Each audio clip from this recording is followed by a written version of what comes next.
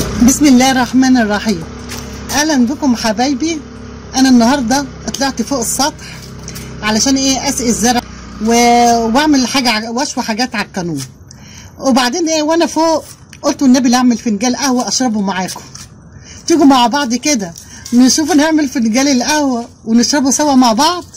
هنجيب طبعا انا ما لقيتش معلقه الشاي فوق، لقيت معلقه صغننه محطوطه هنا. يعني ابني لما بيطلع مخلي القهوه ومخلي السكر ومخلي كل حاجه. لقيت معلقه صغنونه قوي، قلت طيب نعمل زي بعضه.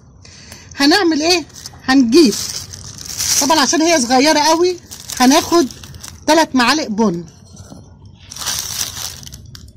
اما لو معلقه الشاي العاديه هناخد معلقتين 2 بالشكل ده كده. وهناخد 4 معالق سكر برضو عشان المعلقه صغننه. دي معلقه يعني كان حفيدي جايبها في اللعب بتاعته، لعبه الشاي والقهوه والحاجات دي، معلقه صغننه قوي. هناخد مع 4 معالق سكر بالشكل ده. وهناخد فنجان ميه اهو. وهنقلب بقى.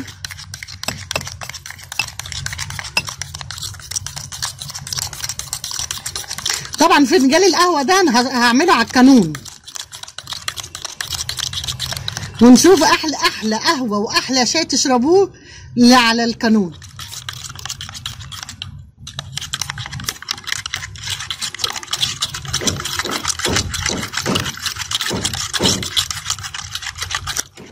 طبعا الفنجان العادي، فنجان القهوه العادي بيتحط له معلقه الشاي، معلقتين بن، معلقتين سكر، واللي عايزها طبعا مسكره شويه بيحط 3 معالق والميه ويقلب زي ما انتوا شايفينها كده. هنروح بقى نحطها على القانون نسويها مع بعض كده زي ما انتوا شايفين يا حبايبي اهو. حطيتها هنا اهو على السخونيه تستوي بقى.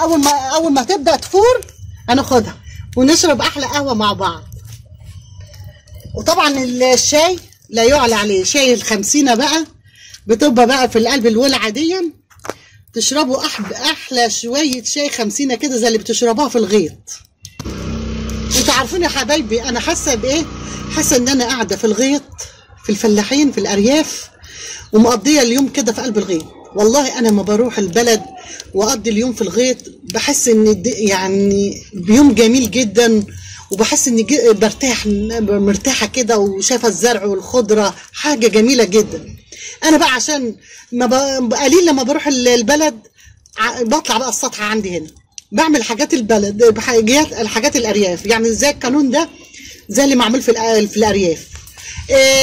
بحب اعمل حاجاتهم، الفطير، الرز المعمر، السمك المشوي اللي على القانون، كل حاجه بحب اعملها.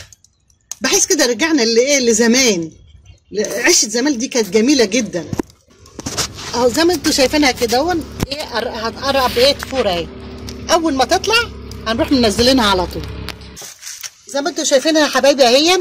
بدات تفور اهي. هنروح واخدينها